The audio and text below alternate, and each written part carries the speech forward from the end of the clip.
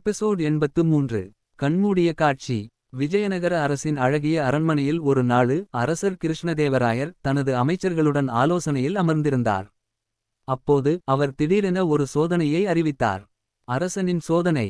ஒருவர் கண்மூடிக்கட்டுடன் இருந்தாலும் உண்மையை அறிந்து கொள்ள முடியுமா என அவர் கேட்டார். அனைவரும் ஒருவரையொருவர் பார்த்தனர். சிலர் யோசனை கொண்டனர், சிலர் இதை முட்டாள்தனம் என கருதினர். அரசர் தொடர்ந்து கூறினார், ஒருவன் தனது கண்களை மூடிவிட்டும் உண்மையை கண்டுபிடிக்க முடியும் என நினைக்கிறீர்களா? இதை சோதிக்க நான் ஒரு விளையாட்டு நடத்தப்போகிறேன். இந்த அரண்மனையில் 3 பொக்கிஷம் உள்ளன. அதில் ஒன்று உண்மையானது, மற்ற இரண்டும் போலியானவை. இதை கண்மூடிய நிலையில் உணர முடிந்தால் அந்த நபர் மிகப்பெரிய அறிவாளி. மந்திரிகள் யாரும் முன்வரவில்லை. அரசனின் சோதனை மிகவும் கடினமானதாக இருந்தது. ஆனால் அனைவரும் எதிர்பார்த்த முகம் விரைவில் வெளிப்பட்டது. தெனாலி ராமன். தெனாலியின் முடிவு. மகாராஜா, இந்த சோதனையை நான் ஏற்கிறேன் என்று கூறி தெனாலி தனது கண்களை துணியால் கட்டிக்கொண்டான். அரசர் ஒரு சேவகனை அழைத்து அரண்மனைக்குள் 3 பொக்கிஷப் பெட்டிகளை வைத்து அதில் ஒன்றில் உண்மையான பொக்கிஷத்தையும் மற்ற இரண்டில் போலிய பொக்கிஷத்தையும் வைத்தார். தெனாலி தனது கண்கள் மூடியபடியே தன் கைகளால் ஒரு பெட்டியை தொட்டார்.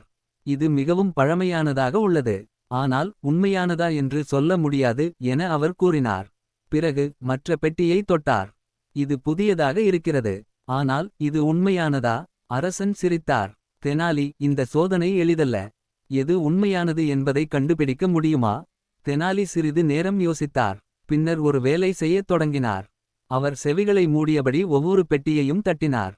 ஒருவேளை ஒலியை வைத்தே உண்மையை கண்டுபிடிக்கலாம் என்று நினைத்தார். பின்னர் அவர் 3வது பெட்டியையும் தொட்டுவிட்டார். மகாராஜா, உண்மையான பொக்கிஷம் இதுதான் என்று தெனாலி சுடச்சுட கூறினார். அனைவரும் ஆச்சரியப்பட்டனர். அரசர் உதிர்த்து போனார். நீ எப்படி இதை கண்டுபிடித்தாய்? தெனாலி சிரித்தார். மகாராஜா, உண்மையான பொக்கிஷம் பழையதாக இருக்கும்.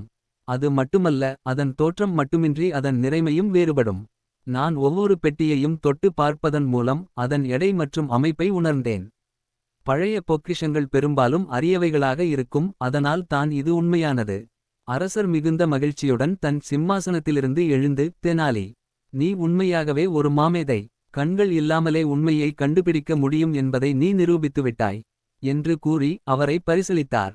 அரண்மனை முழுவதும் கைதட்டல்களால் முழங்கியது. தெனாலி ராமன் தன் வெற்றியை கொண்டாடி அரசனையும் மகிழ்விக்கச் செய்தார்.